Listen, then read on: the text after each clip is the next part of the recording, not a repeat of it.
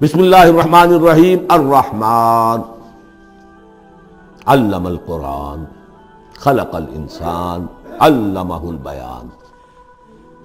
رحمان، اور یہ اللہ کا وہ نام ہے جو رحمت کے مادے سے، لیکن خاص شان اس کی یہ ہے کہ جس میں ایک طوفانی کیفیت ہے اللہ کی رحمت، ٹھاٹھے مارتے ہوئے سمندر کی طرح۔ غضبان ہم پڑھ چکے ہیں 2 دفعہ، نہایت غضبناک، حضرت موسیٰ کے لیے لفظ آیا غضبان آصفہ۔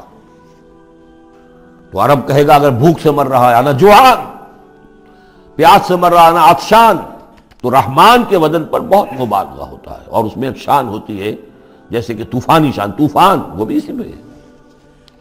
الرحمن وہ ہستی کہ جس کی رحمت ٹھاٹھے مارتے سمندر کے مانند ہے۔ علم القرآن، اس نے قرآن سکھایا ہے۔ یعنی یہ کہ قرآن مجید کی عظمت کا تصور کرو، یہ اللہ کی رحمانیت کا مظہر عتم ہے، اس کی رحمت کی سب سے بڑی شان، اس کا مظہر عتم جو ہے وہ قرآن ہے۔ دوسری بات یہ، اللہ کے ناموں میں چوٹی کا نام رحمان ہے، بہت پسندیدہ۔ رحمت کی تو ضرورت ہر شخص کو ہے۔ حضور نے فرمایا میں بھی مستغنی نہیں۔ آپ نے ایک موقع پہ فرمایا کہ کوشش جنت میں صرف اپنے اعمال کی بنیاد پر نہیں جائے گا جب تک کہ رحمت خداوندی دستگیری نہ کرے۔ اور حضرت عائشہ سے ہے یہ روایت۔ حضرت عائشہ نے پوچھ لیا، ظاہر بات ہے میاں بیوی کے درمیان ایک بے تکلفی بھی ہوتی ہے، کہ کیا حضور آپ بھی؟ آپ نے فرمایا ہاں میں بھی۔ الا ان یتغمدنی ربی برحمتہ، میں بھی جنت میں نہیں جا سکوں گا مگر اس صورت میں کہ میرا رب مجھے اپنی رحمت سے ڈھانپ لے۔ تو رحمان چوٹی کا نام ہے اللہ کے ناموں میں سے، اور جو علم اللہ نے دیا ہے انسان کو اس میں چوٹی کا علم قرآن ہے۔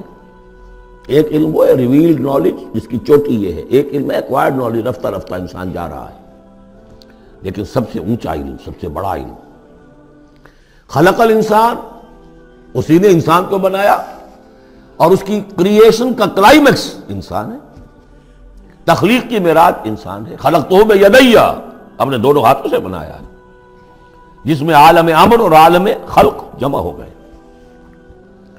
اس سے آگے علمہ البیان، جو صلاحیتیں انسان کو دی ہیں ان میں چوٹی کی صلاحیت جو ہے بیان ہے۔ انسان کو کہا گیا حیوان ناطق، نطق، قوت بیان۔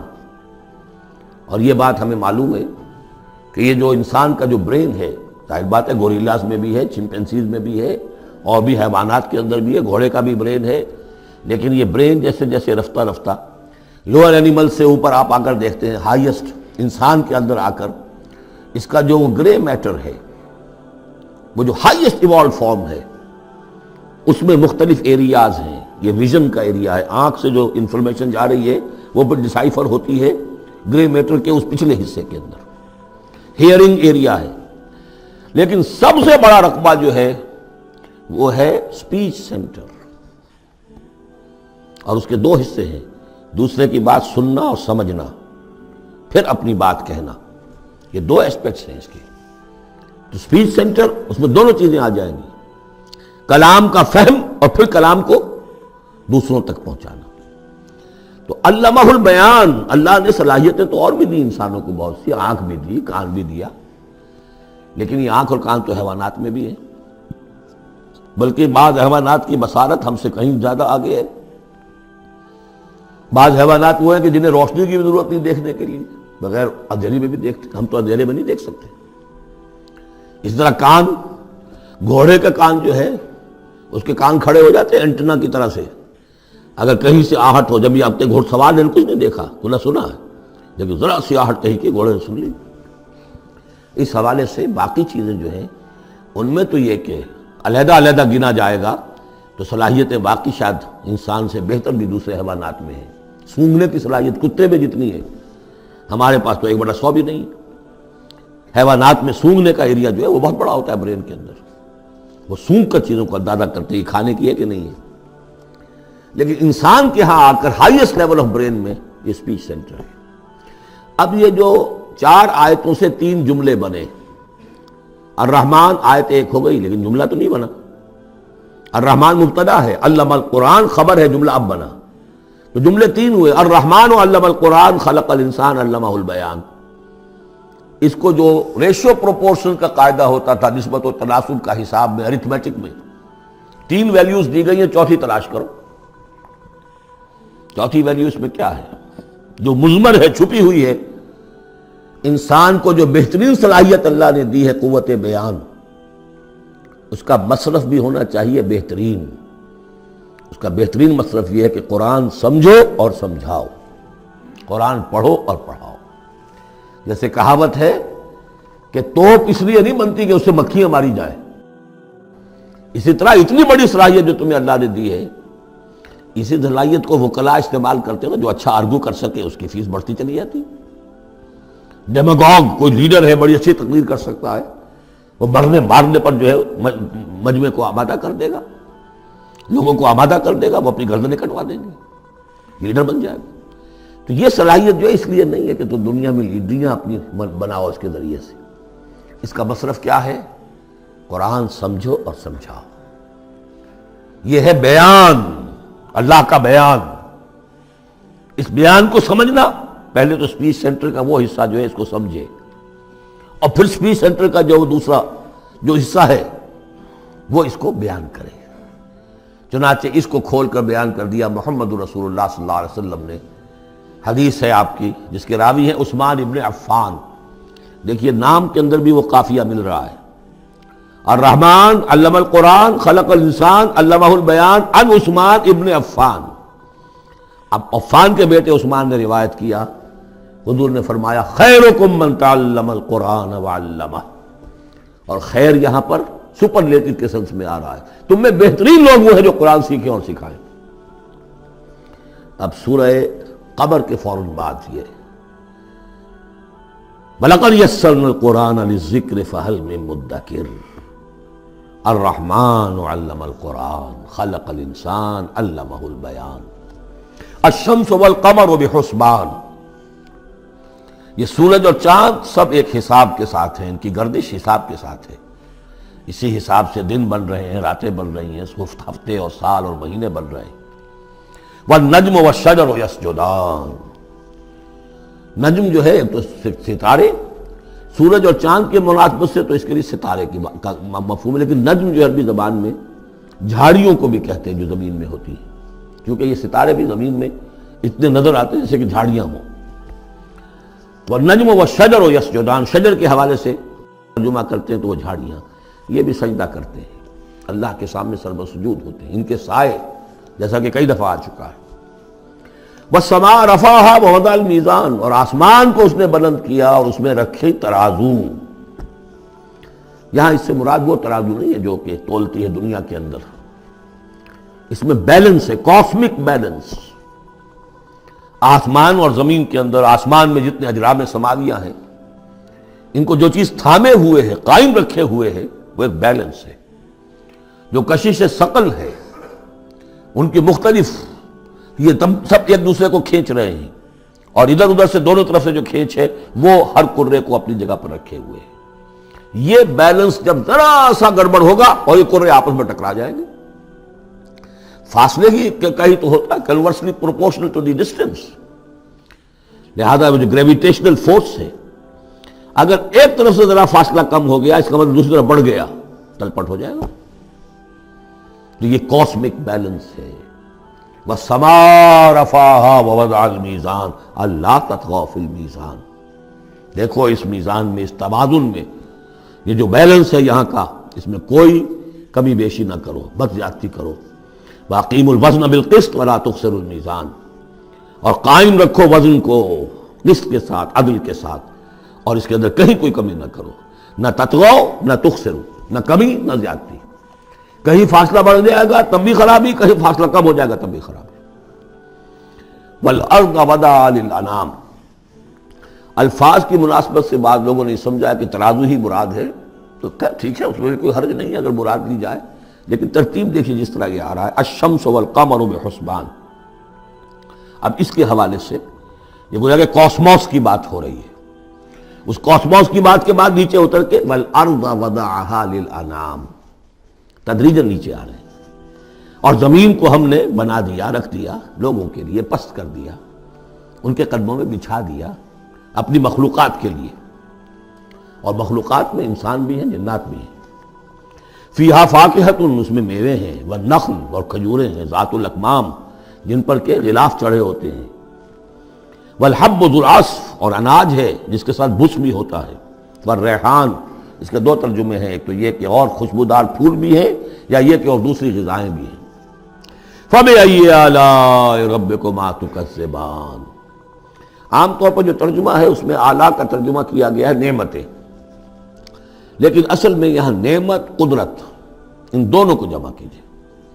کہیں وہ نعمت کا تذکرہ ہے، کہیں اللہ کی قدرت کا ذکر ہے، اس کی قدرت کی نشانیاں ہیں۔ فَبِأَيِّ آلَاءِ رَبِّكُمَا تُكَذِّبَانِ، تو تم اپنے رب کی کون کون سی نعمتوں اور قدرتوں کا انکار کرو گے۔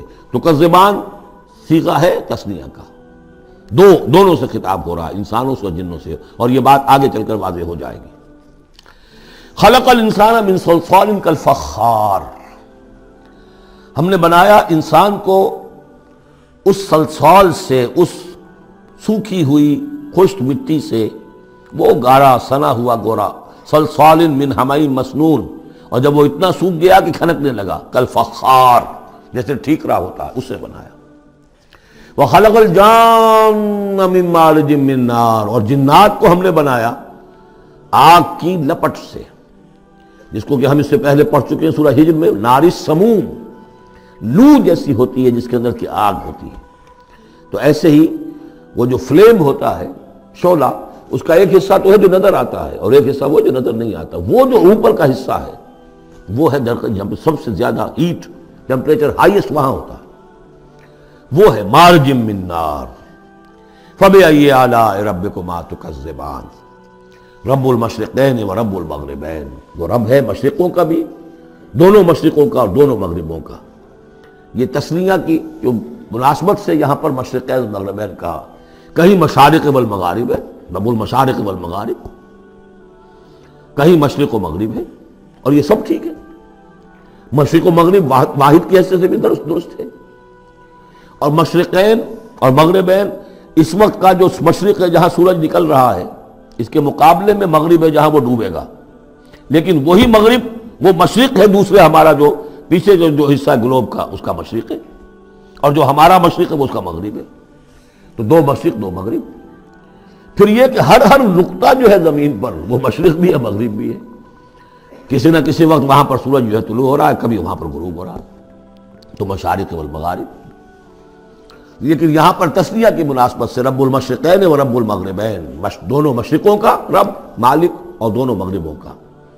فَبِأَيِّ آلَاءِ رَبِّكُمَا تُكَذِّبَانِ، مَرَجَ الْبَحْرَيْنِ يَلْتَقِيَانِ، اس نے چلا لیے دو دریا جو آپس میں ملے ہوئے بھی ہیں، بینہما برزخ لا یبغیان، لیکن ان کے مابین ایک ایسا پردہ حائل ہے کہ وہ ایک دوسرے میں گھستے نہیں ہیں، داخل نہیں ہوتے، اپنی حد کے اندر رہتے ہیں۔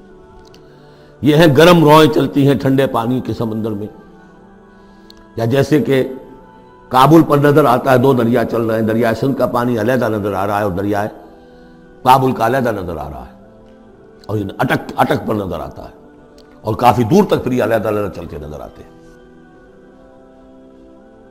فَبِأَيِّ آلَاءِ رَبِّكُمَا تُكَذِّبَانِ يَخْرُجُ مِنْهُمَا اللُّؤْلُؤُ وَالْمَرْجَانُ، اور ان دونوں سے نکلتے ہیں موتی بھی اور مونگے بھی۔ فَبِأَيِّ آلَاءِ رَبِّكُمَا تُكَذِّبَانِ وَلَهُ الْجَوَارِ الْمُنشَآتُ فِي الْبَحْرِ كَالْأَعْلَامِ، اور اس کے لیے ہی ہیں، اللہ ہی کی ملکیت ہے وہ پہاڑ جیسے جہاز، جوار المنشآت جو اونچے کھڑے رہتے ہیں اور سمندر میں ایسے ہوتے ہیں جیسے پہاڑ۔ پچھلے زمانے میں بھی تو اگرچہ بادبانی ہوتے تھے، لیکن جب بادبان کھل جاتے تھے تو بڑی اونچی جو ہے بادبان ہوتے تھے ان کے، پہاڑ کی طرح، پہاڑی ہیں چھوٹی چھوٹی۔ اور آج جو کچھ چلتے ہیں بڑے بڑے جہاز، ان کو تو دیکھیں تو واقعی تو وہ پہاڑ ہوتے ہیں سمندر میں۔ فَبِأَيِّ آلَاءِ رَبِّكُمَا تُكَذِّبَانِ كُلُّ مَنْ عَلَيْهَا فَانٍ، اب یہ جو یہاں آئی ہیں اب تک آیات، اللہ کی صنائی، اللہ کی قدرت نوٹ کریں گے جب ہم سورہ واقعہ پڑھیں گے۔ پہلے آیا ذکر قرآن، اس کی عظمت، اور اس کا جو ایک مضمر ہے چیز کہ انسان کو اس قرآن کی عظمت اور فضیلت کو سمجھ کر، اگر اللہ نے وہ جو شعر علامہ اقبال کا، اگر یک قطرہ خون داری، اگر مشتے پرے داری، بیا با من تو موزم طریق شاہ بازی را، اگر تمہارے جسم میں کوئی قطرہ خون ہے اور کوئی مٹھی بھر پر بھی تمہیں دے رکھے ہیں، اے چڑیا اے بیا، آؤ کہ میں تمہیں شاہ بازی کے طریقے سکھاؤں۔ اسی طریقے سے اگر تمہیں بولنے کی صلاحیت دی ہے اللہ نے تو اس کا مصرف کیا ہے؟ خیرکم من تعلم القرآن وعلمہ۔ سمجھنے کی صلاحیت دی ہے، قرآن سمجھو۔ بیان کرنے کی صلاحیت دی ہے، بیان کرو قرآن کو۔ پھر یہ کہ اللہ تعالیٰ کی تخلیقی قوت، اس کا تذکرہ ہوا۔ وہاں آپ دیکھیں گے یہ بالکل الٹی یہی ترتیب ہوگی، آخر میں قرآن مجید کی عظمت، اس سے پہلے اللہ کی تخلیقی عظمت، اللہ کے یہی جو اعلیٰ ہے۔ اس کے بعد اب پہلے جہنم والوں کا تذکرہ یہاں ہو رہا ہے، وہاں بعد میں ہوگا۔ فرمایا کل من علیہا فان، جو بھی ہے اس زمین پر جو بھی مخلوقات ہیں سب فنا ہونے والی ہے۔ وَيَبْقَى وَجْهُ رَبِّكَ ذُو الْجَلَالِ وَالْإِكْرَامِ، باقی تو رہے گا صرف تیرے رب کا منہ، تیرے رب کا چہرہ، جو بہت بزرگی والا ہے اور بہت عظمت والا ہے۔ اب یہ کہ اللہ کا چہرہ ہم کیا اس کو نہیں سمجھ سکتے، آیات متشابہات میں سے ہوگا۔ جو اس کا مفہوم سمجھیں گے وہ یہ ہے اللہ کی ذات باقی، باقی سب چیز اللہ تعالیٰ کے سوا سب فانی، پوٹینشلی سب فانی ہے، اپنے طور پر سب کسی کا وجود جو ہے اپنے بل پر قائم نہیں ہے۔ اللہ جب تک قائم رکھے تو در حقیقت وہ خود اپنے بل پر قائم نہیں ہے، وہ تو اللہ تعالیٰ نے ان کو قائم رکھا ہوا ہے۔ کل من علیہا فان، اللہ باقی من کل فان، اللہ ہی باقی ہے، باقی تمام فانی ہے۔ وَيَبْقَى وَجْهُ رَبِّكَ ذُو الْجَلَالِ وَالْإِكْرَامِ فَبِأَيِّ آلَاءِ رَبِّكُمَا تُكَذِّبَانِ يَسْأَلُهُ مَنْ فِي السَّمَاوَاتِ وَالْأَرْضِ، جو بھی ہے آسمان اور زمین میں وہ سب اس کے در کے سوالی ہیں، اسی سے مانگ رہے ہیں۔ وجود بھی ملا ہے اسی سے، حیات کسی کے پاس ہے دی ہوئی ہے اسی کی، کوئی صلاحیت ہے تو دی ہوئی ہے اسی کی، کوئی ذہانت ہے تو دی ہوئی ہے اسی کی، روز کا رزق جو آ رہا ہے اسی کا عطا کرنا، ہر ایک سائل ہے۔ واللہ هو الغنی وانتم الفقراء، تم سب کے سب محتاج ہو، تمہارا وجود مستعار، تمہاری حیات مستعار، تمہیں علم جو دیا اس نے دیا جتنا دیا۔ فلا یحیطون بشیء من علمہ الا بما شاء، تو تمہاری کیفیت یہ ہے۔ یسألہ من فی السماوات والارض، اسی سے مانگتا ہے جو بھی ہے آسمانوں میں اور زمین میں۔ کل یوم ہوا فی شان، وہ ہر دن ایک شغل میں ہے، اس کی ایک مصروفیت ہے، یا میرے نزدیک اشارہ ہے اسی بات کی طرف، یدبر الامر من السماء الى الارض ثم یعرج الیہ فی یوم کان مقدارہ الف سنۃ مما تعدون۔ تدبیر امر ہے، ایک دن کی تدبیر وہ کرتا ہے، کیا کچھ حاجت ہے، وہ ایک دن اس کا 1000 سال کا ہے، اس میں کیا کیا ہونا ہے، کس طرح سے ہونا ہے، پھر وہ احکام کی تنفیذ ہوتی ہے، پھر اس کی رپورٹ ہے، اس کو واپس جاتی ہے۔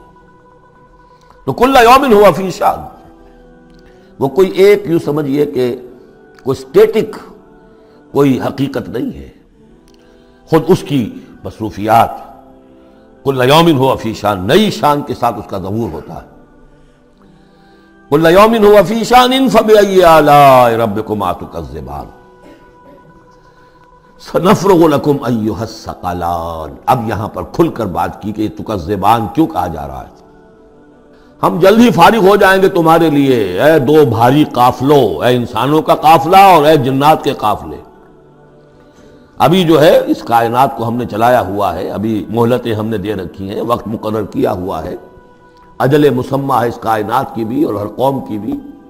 لکل امت اجل، ہر امت کے لیے بھی ایک اجل ہے، ہر ایک فرد کی اجل ہے، وہ سب ہے، لیکن عنقریب ہم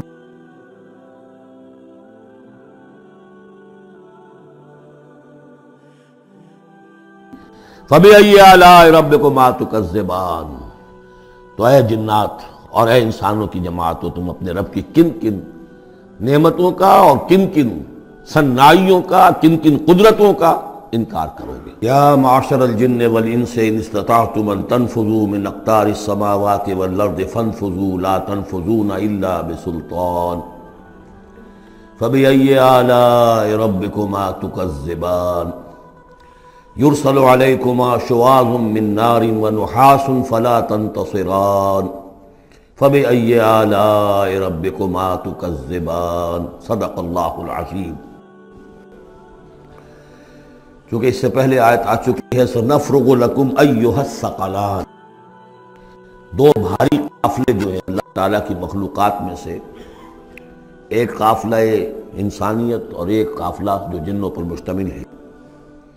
اب یہاں اس آیت میں آیت نمبر 33 میں براہ راست ان سے خطاب ہے، اے گروہ جن اور اے گروہ انس، یا معاشر الجن والانس ان استطعتم، اگر تمہارے اندر استطاعت ہے، طاقت رکھتے ہو، ان تنفذوا من اقطار السماوات والارض، کہ تم نکل بھاگو آسمانوں اور زمین کے دائروں سے، کناروں سے، تنفذوا تو نکل جاؤ، لا تنفذون الا بسلطان، نہیں نکل سکو گے مگر اللہ تعالیٰ کی سند کے ساتھ۔ یہ آیت مبارکہ مشکلات القرآن میں سے ہے، پوری طرح ہم شاید ابھی نہ سمجھ پائیں جب تک کہ اور ہمارا علم جو ہے کائنات کے بارے میں، کاسموس کے بارے میں اور علم بڑھ نہیں جاتا۔ لیکن یہ کہ عام طور پر یہ سمجھا گیا ہے کہ یہ انسان اور جن جو ہیں ایک حد تک ان کی رسائی ہے اس کائنات کے اندر، اس سے آگے نہیں۔ جیسے کہ آ چکا ہے، میں پہلے بھی بیان کیا ہے کہ جنات کے لیے غالباً یہ ہمارا جو سولر سسٹم ہے، یہ پورا جو ہے یہ ان کی جولان گاہ ہے، اس میں یہ جائیں جدھر جائیں چلے جائیں، اس سے آگے نہیں۔ انسانوں کا معاملہ یہ ہے کہ وہ اس کے اندر بھی جو بھی فاصلہ طے کرتے ہیں، وہ ظاہر بات ہے کہ وہ اس کے لیے مشینیں ایجاد کر کے جہاں تک جا رہے ہیں، لیکن اس پورے سولر سسٹم تک بھی ان کی رسائی ممکن نہیں ہوگی۔ لیکن یہ کہ ایک گمان میرا ہے جو میں آپ کے سامنے پیش کر رہا ہوں کہ قرآن مجید جب آسمانوں اور زمین کی بات کرتا ہے تو وہ مراد ہوتی ہے کل کائنات، کل یونیورس، اور کل یونیورس کے کناروں سے نکل بھاگنا، اس کے کیا معنی ہے؟ اس کے معنی یہ ہے معدوم ہو جانا، یعنی یہ کہ جہنم میں پڑنے والے چاہیں گے کہ ہم معدوم ہو جائیں۔ کاش کہ جیسا کہ ہم نے پڑھا تھا سورہ نساء میں، فَكَيْفَ إِذَا جِئْنَا مِن كُلِّ أُمَّةٍ بِشَهِيدٍ وَجِئْنَا بِكَ عَلَىٰ هَٰؤُلَاءِ شَهِيدًا۔ اس روز انسان چاہیں گے کہ اس طرح زمین شق ہو جائے، وہ اس میں دھس جائے اور زمین اوپر سے برابر کر دی جائے۔ یہ تو ہوگا یوم الحساب کو۔ لیکن سوال یہ ہے کہ من اقطار السماوات والارض، تمام آسمانوں اور زمین کے کناروں سے نکل بھاگنا، معدوم ہونا، یہ بھی بس میں نہیں ہے۔ اللہ کے اذن سے ہی ہم بنے ہیں، ہمیں وجود عطا ہوا ہے، اور اللہ ہی کا اختیار ہے جو ہمیں معدوم کر سکتا ہے۔ ہم لاکھ چاہیں کہ معدوم ہو جائیں، معدوم نہیں ہو سکتے، یہ بھی ہمارے اختیار سے باہر ہے۔ اذن رب ہی ہو تو ہم معدوم ہوں بغیر اذن رب۔ یہاں پر ویسے جو اللہ بسلطان، اللہ کا حکم، اللہ کی مرضی، اللہ کی سند، اس طرح کی کوئی بات ہے، اگرچہ عام طور پر بات وہ سمجھی گئی ہے جو پہلے میں نے بتایا ہے، میرا گمان یہ ہے واللہ عالم۔ بہرحال مشکلات القرآن میں سے ہے۔ فَبِأَيِّ آلَاءِ رَبِّكُمَا تُكَذِّبَانِ، تو تم اپنے رب کی کن کن نعمتوں اور کن کن صناعیوں اور کاریگریوں اور کن کی قدرتوں کا انکار کرو گے۔ یرسل علیکما شواظ من نار، تم پر پھینکے جائیں گے شعلے بھڑکتے ہوئے آگ کے، ونحاس، اور دھواں ملا ہوا، وہ آگ جس میں کہ دھواں ملا ہوا ہو، فلا تنتصران، پھر تم بدلہ نہیں لے سکو گے۔ فَبِأَيِّ آلَاءِ رَبِّكُمَا تُكَذِّبَانِ فَإِذَا انشَقَّتِ السَّمَاءُ، جب آسمان پھٹ جائے گا، فَكَانَتْ وَرْدَةً كَالدِّهَانِ، تو ایسے ہو جائے گا گلابی رنگ کا جیسے کہ تیل کی تلچھٹ ہوتی ہے۔ جب تیل کو صاف کیا جاتا ہے تو اس کے نیچے جو تلچھٹ رہ جاتی گلابی رنگ کی۔ فَبِأَيِّ آلَاءِ رَبِّكُمَا تُكَذِّبَانِ فَيَوْمَئِذٍ لَا يُسْأَلُ عَنْ ذَنبِهِ إِنسٌ وَلَا جَانٌ، تو اس روز کوئی پوچھنے کی ضرورت نہیں ہوگی ان کے گناہوں کے بارے میں، نہ انسانوں سے نہ جنوں سے۔ اللہ تعالیٰ پوچھے گا، حساب کتاب بھی ہوگا، لیکن یہ کہ اپنی جگہ پر ہر ایک کے چہرے پر لکھا ہوگا اس کا انجام۔ بل الانسان علی نفسہ بصیرہ، چنانچہ کئی جگہ قرآن مجید میں نقشہ کھینچا گیا ہے، میدان قیامت میں جب لوگ کھڑے ہوں گے، کچھ لوگوں کے چہرے تر و تازہ ہوں گے، کچھ لوگوں کے اوپر مردنی چھائی ہوئی ہوگی۔ جس کی مثال بہترین ہوتی ہے ہائی سکولز کے اندر، ہر سال جب ڈکلیئر کرتے ہیں امتحان، سالانہ امتحان کا نتیجہ، تو جب کھڑے ہوتے ہیں طالب علم سننے کے لیے، تو بعض لوگوں کے چہروں کے اوپر لکھا ہوتا ہے کہ یہ فیل ہونے، اس لیے کہ انہیں معلوم ہے لکھ کر کے آئے تھے ہم، اور بعض کے چہرے تر و تازہ ہوتے ہیں، انہیں اگر فکر ہوتی ہے تو اس کی کہ میں فرسٹ آتا ہوں یا نہیں آتا، بس اس کی تشویش ہو سکتی ہے، لیکن یہ کہ انہیں کوئی اندیشہ یہ نہیں ہوتا کہ وہ فیل ہو جائیں گے۔ تو فَيَوْمَئِذٍ لَا يُسْأَلُ عَنْ ذَنبِهِ انس ولا جان، اس دن پوچھا جانا ضروری نہیں ہوگا کسی سے بھی، نہ جن سے نہ انس سے، ان کے گناہ کے بارے میں۔ فَبِأَيِّ آلَاءِ رَبِّكُمَا تُكَذِّبَانِ يُعْرَفُ الْمُجْرِمُونَ بِسِيمَاهُمْ، پہچان لیے جائیں گے مجرم اپنے چہروں سے، چہرے ان کے اترے ہوئے ہوں گے، انہیں تو معلوم ہوگا۔ یعرف المجرمون بسیماہم فیؤخذ بالنواصی والاقدام، پھر ان کو پکڑا جائے گا ان کی پیشانی کے بالوں سے اور پاؤں سے، یعنی ہر ایک کو کوئی فرشتہ جو ہے وہ ادھر سے اس کی پیشانی کے بال پکڑے گا اور ادھر سے اس کی ٹانگیں پکڑ کر ٹاس کرے گا اسے۔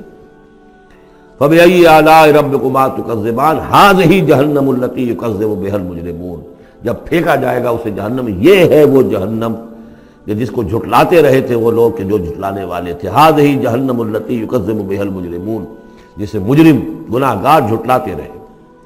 یطوفون بینہا و بین حمیم آن، اب وہ چکر لگاتے رہیں گے، اس آگ سے نکلیں گے، پانی پینا چاہیں گے تو وہ پانی کھولتا ہوگا، حمیم آن، کھولتے پانی کے اور اس آگ کے درمیان۔ فَبِأَيِّ آلَاءِ رَبِّكُمَا تُكَذِّبَانِ، اب یہ تو اہل جہنم کا انجام ہے جو یہاں بیان ہو گیا۔ یہاں جنتیوں کے انجام سے پہلے ان کا بیان ہے، سورہ واقعہ میں پہلے جنتیوں کا بیان آئے گا اور پھر اہل جہنم کا بیان آئے گا، ترتیب عکسی۔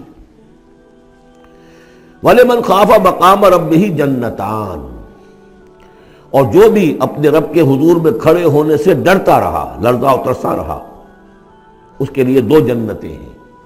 یہ دو جنتیں کیوں کہی گئی؟ اس کے لیے جو توجیہ میری سمجھ میں آئی ہے اس میں مجھے خاصا اطمینان ہے، انشراح ہے کہ جنتیں جو جنوں کے لیے ہوں گی وہ علیحدہ جنت ہے، انسانوں کے لیے علیحدہ ہے۔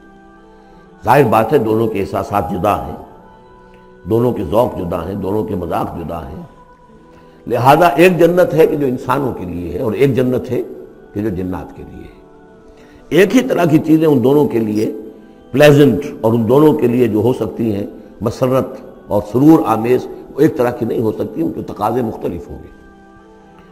تو لمن خاف، جو ڈرنے والے ہیں ان کے لیے جنتیں فراہم کر دی اللہ نے، وہی تسلیہ کا صیغہ ہے چونکہ یہاں جنوں اور انسانوں سے خطاب ہو رہا ہے مسلسل۔